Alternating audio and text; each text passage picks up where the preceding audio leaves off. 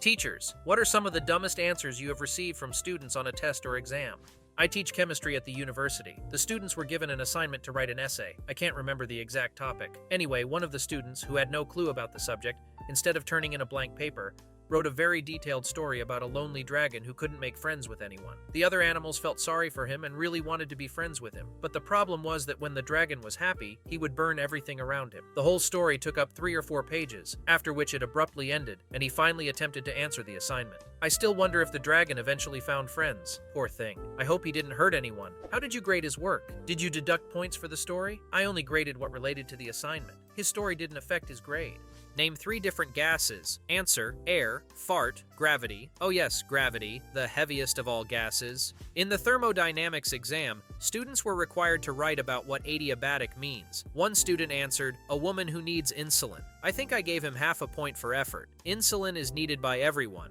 Diabetics just can't produce their own. I remember a test on Chinese characters where students had to define a Chinese proverb that roughly translates to even a school dog can learn to read and write in 3 years. But one student translated it as, if you can't figure something out in 3 years, you're dumber than a dog. Maybe he did it on purpose. I was conducting an oral French exam. The girl wanted to say, I traveled by plane, but she said, I harassed on the plane. We all burst out laughing. She had no idea what she had said. During a Japanese exam, a student instead of answering wrote, I know nothing. I'm sorry, I didn't study. I have embarrassed my whole family and my cow, and drew the saddest cow imaginable next to it. Edited. If anyone's not in the loop about the family and the cow, it's a reference to Mulan, though Mulan was Chinese. Edited too. There was also a task where they had to rewrite Japanese numbers in Arabic numerals, like 1, 2, 3. A genius wrote the whole task in Roman numerals. At first I laughed, but then I wanted to kill him. Well, since the goal of the task was to show understanding of Japanese numbers, he did manage to do it, though in such a stupid way. I had a student who submitted a code to me with obscene comments. I had to have a serious conversation with him about professionalism. I just didn't tell him about the hell of comments in my bachelor's code. Not a teacher, but I administer driving exams. I asked the question, what is the penalty if you do not stop when the police signal you to? The student replied, if you drive fast enough, there is no penalty. In 3rd grade, I asked students to write definitions of several words. One of the words was parents. One student defined it as adults who own you. Surprisingly deep answer for a 3rd grader. When I was teaching 1st grade, every week we learned new words. Once we talked about the word power, and I asked the children to give an example of something powerful. Most children said president and superhero, but one said babies. I asked why, and he said, babies have power because they can cry and get whatever they want. Looks like someone has a younger sibling. Librarian. Who can tell me what Martin Luther King Jr. was known for? Kindergartner. He told people about their colors. When I was in 1st grade, the teacher asked, why do we all love George Washington? Classmate, because thanks to him, we have days off. My mom used to be a teacher. Once she was testing 7th graders on geography and asked, what island was considered the largest before the discovery of Australia? One child responded, trick question. Australia doesn't exist. I hope you're Australian. Ha! Australia doesn't exist. But Kevin, we live in Australia. Existential crisis intensifies. Not a teacher. Once I didn't prepare at all for the test. I left almost all the answers blank. The last question was the only one I answered. It asked, what is a haiku? Please write a definition and give an example. My haiku was this. I failed this test. Should have studied better. Hate myself now. My teacher wrote, not bad, and gave me the maximum score for that question. After that, I started preparing properly for the rest of the year. Haiku is the most overrated crap in the history of literature. I remember when we were studying haiku, I said, and what, is that it? Last lesson you promised us something grandiose, but this doesn't smell anything like it. This form of poetry translates very poorly into English. Trust me, in Japanese, haiku makes much more sense. Question: how do you feel about sexual relationships before marriage? Answer: I wouldn't buy a car without test driving it first. During an astronomy lecture, our professor asked the audience how many stars are in our galaxy. No one raised their hand, so he randomly chose some crackhead and asked him to answer. After a little thought, the guy said, well, at least a couple of dozen, right? The teacher sadly sighed and replied, well, yes. I teach preschool children, specifically 2-year-olds. Sometimes I give them picture cards and ask them what is depicted on them. Once they got a card with a gallon of milk. I asked, where does it come from? Immediately, one of my favorites shouted, Mommy, Milk comes from mommies. Well, technically he was right. Taking a biology exam. Topic: frogs and amphibians. Task: name several ways to save frogs from extinction. Answer: we need to ban French restaurants from opening nationwide. Well, maybe not the most outstanding and effective way to protect frogs, but technically he's right.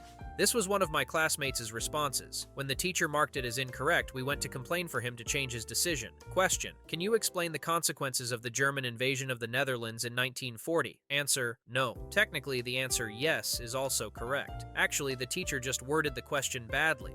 Exam in advanced mathematics. Task: write the Simpsons formula. In English, it sounds like Simpsons rule. Answer: the student drew Bart Simpson saying, "Don't have a cow, man." Oh, one of my students had a great response. I'll start by clarifying. In our country, if 70% of the class fails a test, then everyone must retake it. The best grade from the 2 attempts is recorded in the grade book. Once we had a test that everyone failed except for one kid, who got the maximum score. Naturally, he couldn't improve his grade during the retake, so instead of answering, he wrote, "a cheesecake recipe." I didn't hesitate to make it, and it turned out amazing. Which country is this? I'm not sure where the author is from, but we had the same system in Germany, although things changed about 5 years ago. In university, I had a professor whom I absolutely despised. When I took my final exam with him, instead of using regular numbers, I decided to use Roman numerals. It was challenging, but I managed. Shortly after the exam, he emailed me saying he refused to grade my work. I forwarded his email to the dean, who replied that technically Roman numerals are still a viable form of numeration. The professor had to grade my work. I ended up getting A with a minus. I'm not a professor, but I used to grade exam papers.